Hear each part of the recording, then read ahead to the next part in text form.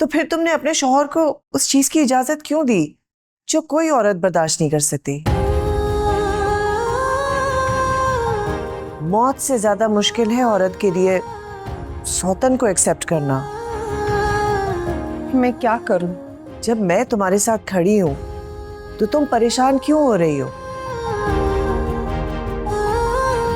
तुम क्यों अपने आप को कमजोर जाहिर कर रही हो कि कोई तुमसे तुम्हारा शौहर छीन ले? आशिर की खातिर।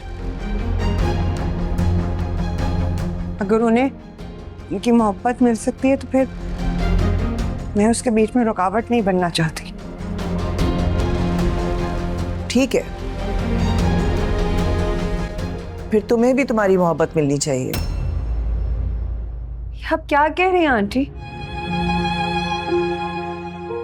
मेरे लिए मेरा सब कुछ आशिर है, मेरा यकीन करें आप। बतूल, मुझे तुमसे इस बेवकूफी की उम्मीद नहीं थी।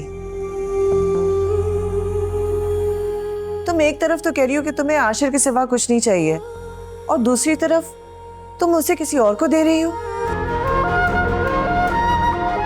और सुन लो, मैं आशिर को सिर्फ इस सूरत में दूसरी शादी की इजाजत दूंगी कि तुम्हें भी तुम्हारी मोहब्बत मिले।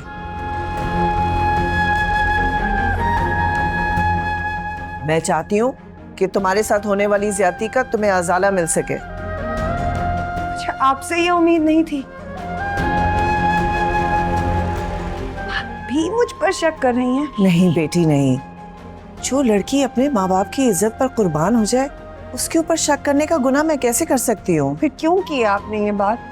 सिर्फ इसलिए कि अगर तुम्हारे साथ जाने अनजाने में कोई ज्यादती हुई है तो उसका अजाला हो सके। मैं आशिर को सिर्फ और सिर्फ उस वक्त दूसरी शादी की इजाजत दूंगी अगर उसमें तुम्हारा कोई फायदा हो, वरना बिल्कुल नहीं।